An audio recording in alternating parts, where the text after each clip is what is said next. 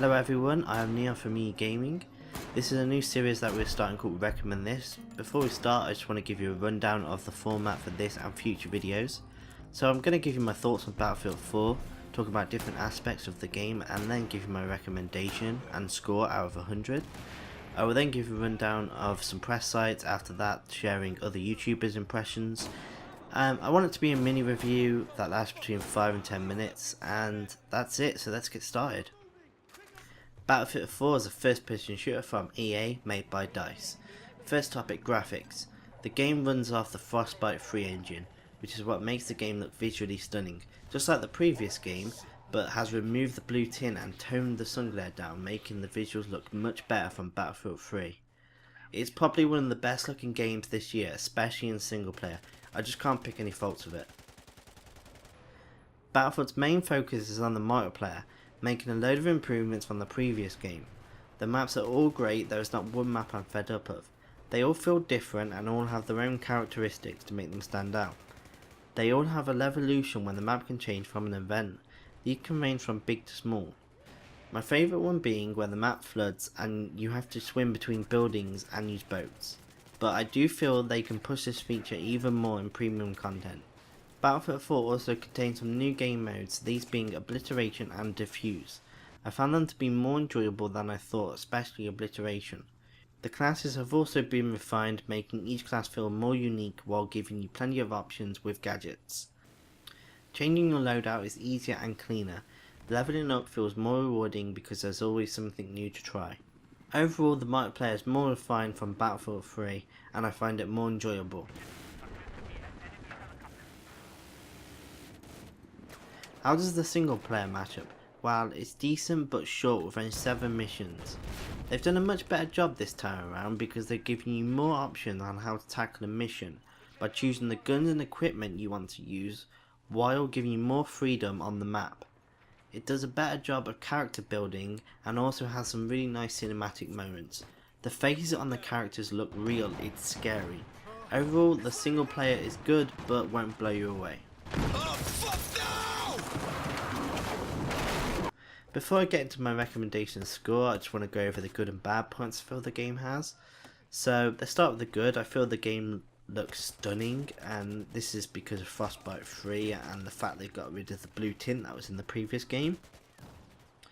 I feel the game is more rewarding this time around because when you level up you've always got something to aim for, you always get something new, and the battle packs you get for your weapons give you a fun factor to the game because you could unlock an attachment, a random attachment or skin, and there's more skins for your weapons, more colours and variety there as well, and it makes sense to pick them now, especially for the vehicles, because going around in a green vehicle or red even is better than just being bland and boring. There are a wide variety of guns and gadgets this time around, especially gadgets. Each class has a lot more gadgets and they all feel like they're more useful this time around, and you never feel like you're forced to use the same two all the time. It's good to switch out. Next, all maps are great. Like I said before, I've not really got fed up of any maps so far, and this is really because of the Levolution feature and the fact that the maps are just so big that you can't really explore them over a few playthroughs. Next, the game is very optimized, and I put the but there because we'll come back to that in the bad points. And lastly, for the good, is the single player is a good experience, and you won't feel that you wasted time playing it. So definitely give the single player a go. Onto the bad points now.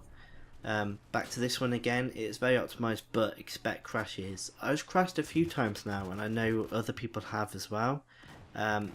This is mainly down to when the levolution happens on some maps, and also what I found is when I've used grenade launchers I've crashed as well from actually using them. Not being used on me, but when using them it's made me crash, so be wary of that, but they should fix it soon. The next point is some maps could do with some more levolution. The levolution is quite thin on some of the maps and you don't really notice it as much. Also, the game has really bad netcode at the moment. to the point where you can get shot once and die, but in fact you got shot 5 times, but you don't see it because the netcode is that bad. And lastly, most maps are heaven for snipers, so expect to get sniped a lot. And that's it. I highly recommend this game to people who love first person shooters with a bigger focus on team play with massive scale combat and who love multiplayer. Do not buy this game for the single player alone. Also, I feel the game is best played on PC, but nothing wrong with next generation consoles either. I love this game a lot more than I did Battlefield 3 and will continue playing for a long time to come. And I also look forward to the premium content. I give this game a score of 92 out of 100.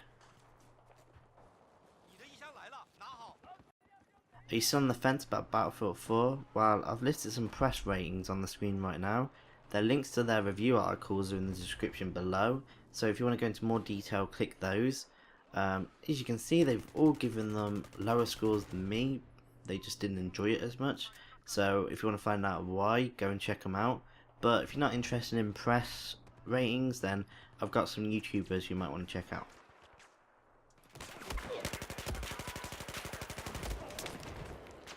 Finally, I've listed some YouTubers on the screen. Their videos will be in the description below, and I highly recommend you watch them if you're still on the fence.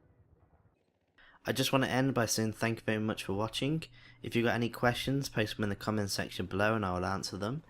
Also, if you've got any feedback that can help us improve this series, that would be much appreciated. We'll be doing more of these in the future, so click that subscribe button if you want to see more. I am Neon from EuGaming, and I'll see you next time.